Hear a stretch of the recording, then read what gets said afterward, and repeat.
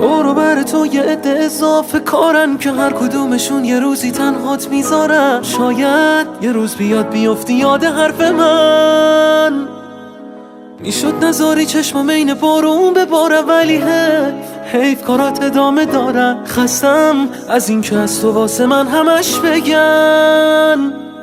چجوری دل میبری وقتی من بیقرارتم؟ تو خیلی وقت نیستی و باز کنارتم، تو خیلی وقت نیستی و باز کنارتم. نرو، من نمیدونم با این همه خوبی چرا، ولی تو راجع به جدا شدن حرف نمیزدی، تو راجع به جدا شدن حرف نمیزدی. نرو، دقیقه ها شقیقه ها سفید کردن، شقیقه ها همیشه باعث سردردن.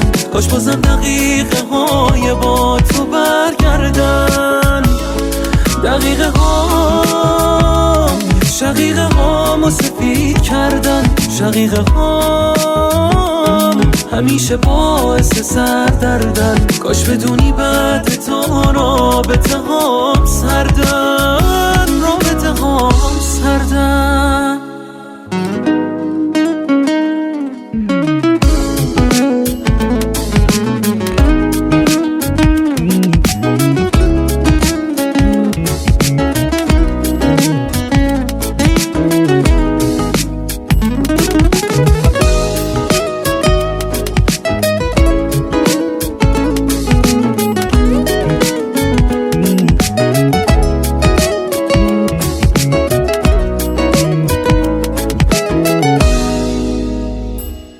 زندگیم تویی که خیلی وقت سوخت دادم، حالا که آزادم دردم اینه عاشق کسی نمیشم. حالا که خیلی وقت از سکه افتادم نیستی آدم، باید تو زندگیت یه جور بهتریشم. تو با کی دل خوشی که دیگه نیست دلت تو پیش من. دوست دارمت ولی تو که همیشه من، همیشه من تو قعر خاطراتم، ولی باهاتم زنده‌ام با فکر این که کی میدی نجاتم.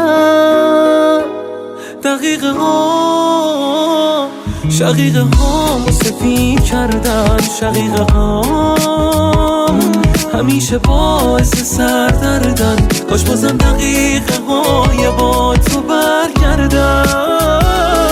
دقیقه ها شقیقه ها سفید کردن، شقیقه ها همیشه باعث سردردن. کاش بدونی بعد تو رابطه هام سردن، رابطه